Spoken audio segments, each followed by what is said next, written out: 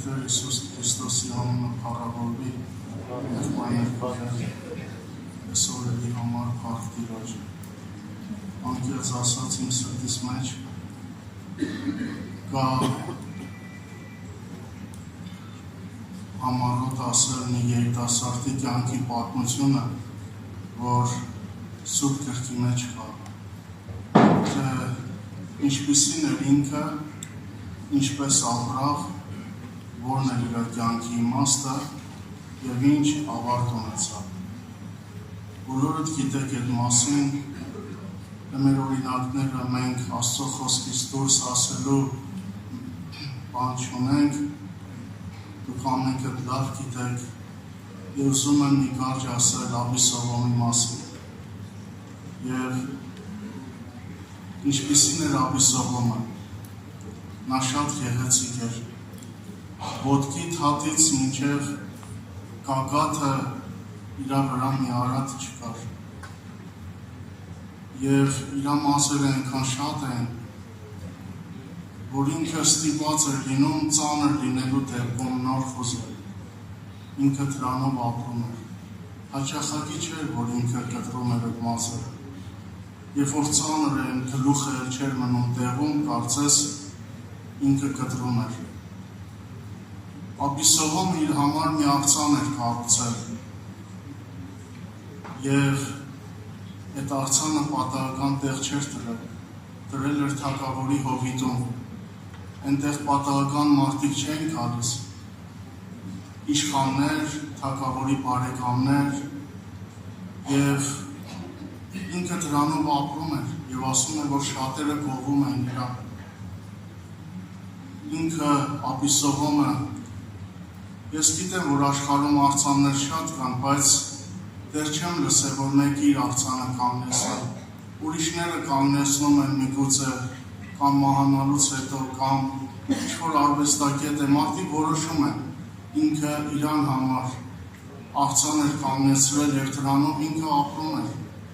Եվ ասում էր, որդի չունեմ, չնայած Սուրբ Գիրքն ասում է, որ ինքը ունեցավ 3 որդի և 1 աղջիկ։ Իր երիտասարդ հասակից, իր անձը,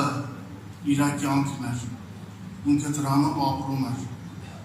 Եվ այդ անձի կյանքը, այդ գեղեցկությունը, որ ինքը շատ գովելի էր և միակն էր, և այդ շնորհքը ինքը չէր տեսել Աստծուց, ինքը դրանով ապրում էր, եղբայրներ քույրեր։ Եվ այդ անձի կյանքը, որով ինքը ապրում էր, իրան հասցրեց մի բանի, որ ինքը ապստամբեց հոր հետ։ Նա սիրում էր դատավոր լինել և ինքը իր սրտի մեջ ասում էր, երանի թե ինձ դատավոր տային, այս երկրի մեջ։ Ինքը սիրում էր իշխել, սիրում էր հարցեր լուծել, սիրում էր դատավոր լինել, մարդկանց ինչ-որ, և երբ որ իրան երկրպագում էին գրված է, ինքը սիրում էր, որ իրան երկրպագում էին, իր անձը ինքը ձեռքը մեկնում էր և համբուրում էր այդ մարդկանց, կարծես ասում էր շնորհակալ եմ, որ երկրպագում ես ինձ։ Վերջապես, որ շատ չծանրացնեմ, եղբայրներ քույրեր, այս Աբիսալոմի այս վիճակը և կյանքը իրան վերջի վերջո դարձրին ապստամբ հորից։ Նա ապստամբեց, նա արտար չէր, նա Աստծո խոսքին չէր նայում։ Քեբրոնում Դավիթի համար 6 որդի ծնվեցան, բայց Դավիթը 8 եղբայր են եղել։ 6-ից ոչ մեկը թագավոր հնարավոր է չլիներ։ Դավիթի կյանքում իրանց ընտանիքում ամենավերջինը 8-րդը եղավ։ Եվ Դավիթը ինքն իրան չէր հռչակել թագավոր, իրան Սամվելը օծել էր։ Յուղիշի շարել էր Սամվել մարգարեն, արդյոք սրանք օրինակ չէին, արդյոք սրանք օրինակներ չէին Աբիսալոմի համար, արդյոք ինքը չէր նայում անցյալին, ավետարանին, Աստծո խոսքին, արդյոք ինքը չգիտեր Սավուղի մասին, որ ինքն էլ պակաս գեղեցիկ չէր, բայց ինչի կորավ, ինչ եղավ Սավուղի վերջը։ Աբիսալոմը չգիտեր, որ Սավուղը ապստամբեց իր թագավորությունը կողքի դրվավ, ապա ինչի էր այդ քայլին դիմել, անձի կյանքը, եղբայրներ քույրեր, վաղ թե ուշ, եթե այսօր մեր կյանքում այդ կյանքն է, մենք հավանում ենք մեր փառքին, մեր եսին, մենք վերջի վերջո եղբայրը խոսեց, դառնալու ենք թշնամի Աստծուն, ապստամբելու ենք իր հետ։ Ես ասեմ ձեզ, դու գիտեք ինչպիսի վախճան ունեցավ Աբիսովոմը։ Ես ժամանակի պատճառով եղբայրներ քույրեր իմ մոտ բոլոր համարները գրել եմ, բայց դու գիտեք ես անգիր կասեմ ձեզ։ Նա նստած էր մի ջորիի վրա, երբ որ հոր հետ հելնել էր հորտեմ, նստած էր մի ջորիի վրա։ Եվ դու գիտեք ջորիի հոմանիշը բառարանով նայեցի, կոչվում է կիսացի կամ կիսաէշ։ Աբիսովոմի հոգևոր կյանքը կիսատ էր։ Նա Հուդայից հեռվից էր, նա թագավորի սերունդ էր, թլպատված էր, նա հրյա էր, բայց իր ներս ուրիշ կյանք էր հավանում։ Նա կես աշխարհից էր, կես հավատքից։ Եկավ, որ այդ պատերազմի մեջ, թավ կաղնիների մեջ, իր գլուխը, որը իր գլուխը փաթաթվավ այդ կաղնիներին, մազերը բռնեց այդ կաղնիներին, եւ ես մտածում եմ, եղբայրներ քույրեր, իր տակի ջորին գնաց, հարց կառաջանա, Աբիսովոմը սուր չուներ, իր ձեռքերը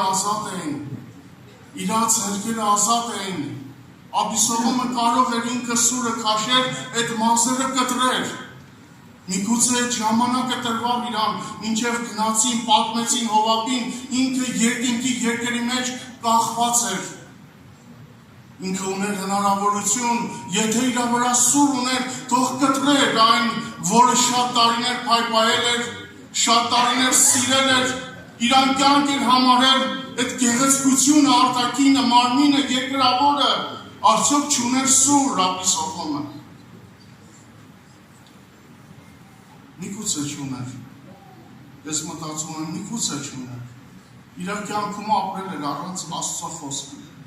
Այդ ոնց եղավ, որ Դավիթը Սաուլի հետ, երբ որ հաղորդակցվում է, ասում է, վաղեմի առակը, ասում է, անօրեններից դուրս կգա անօրենություն։ Դավիթի ուշադրությունը վաղեմի առակների վրա էր։ Այդ ոնց եղավ, որ Հեսուն Մովսեսի հետ խորանը մտավ, եւ ինքը, երբ որ Մովսեսը դուրս եկավ դատը վարելու, Հեսուն իր հետ դուրս չեկավ, Հեսուն մնաց խորանի մեջ, նրա նպատակ եւ կյանքի իմաստը դատավոր լինելը չէր, նրա կյանքի իմաստը Աստծո ներկայությունը վայելելն էր այդ խորանի մեջ, եւ ինքը Մովսեսի հետ չասեց, շուտ գնամ, դատերին ներկա լինեմ, վճիրներին ներկա լինեմ, Մովսեսի կողքը լինեմ, տեսնեմ այդ հարցերը ոնց է լուծվում, դատավոր լինեմ, դատավորի կեսը լինեմ, հաջորդը ես եմ լինելու, նրան դա չէր հետաքրքրում, նա ուրիշ ուշադրություն ուներ։ Հեսուն իր կյանքում, Հեսուն Փենեսին էր տեսել, երբ որ ոսկե հորտը շինել էին, Հեսուն Մովսեսի հետ սարից իջնում էր, նա լսեց Մովսեսն ինչ ասեց, ասեց ղերտացիներ, ամեն մարդ իր սուր իր մեջ կկապե։ Հեսունի ուշադրությունը ուրիշ տեղ էր, նրա կյանքը ուրիշ բան էր, նա արդար էր, արդարները նայում են Աստվածաշունչին, իսկ մեղավորները ոչ։ Աբիսովոմը չէր նայում, նա սուր չուներ, նա ցանկություն չուներ, միգուցե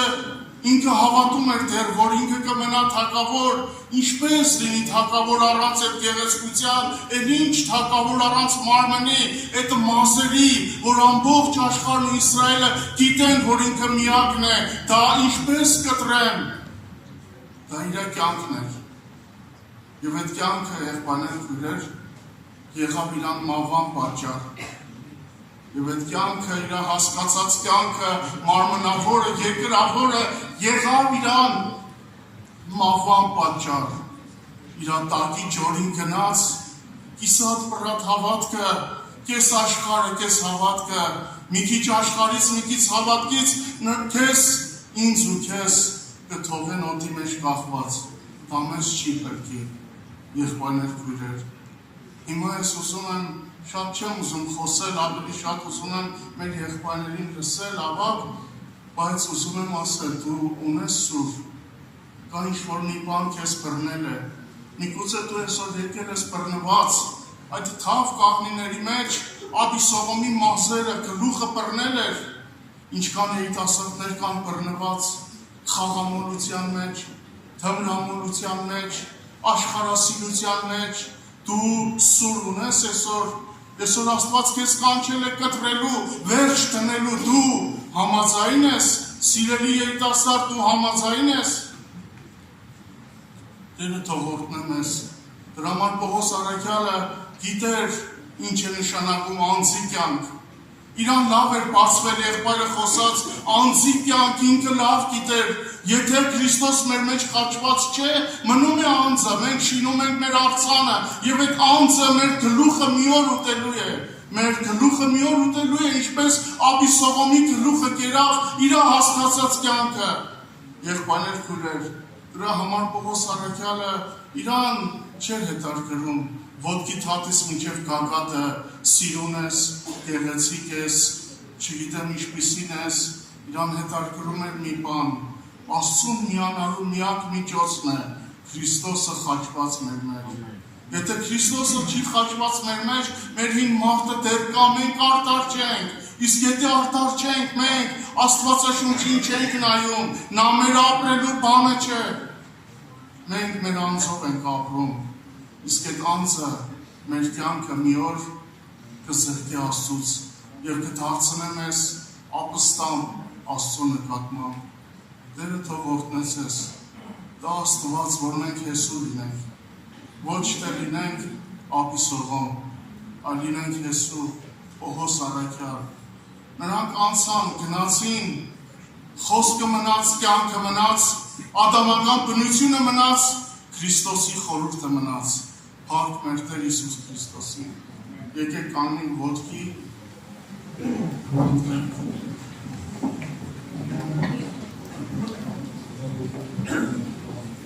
Սիրելի Հիսուս, ես այնքան շնորհակալ եմ, որ ինձ գտել ես։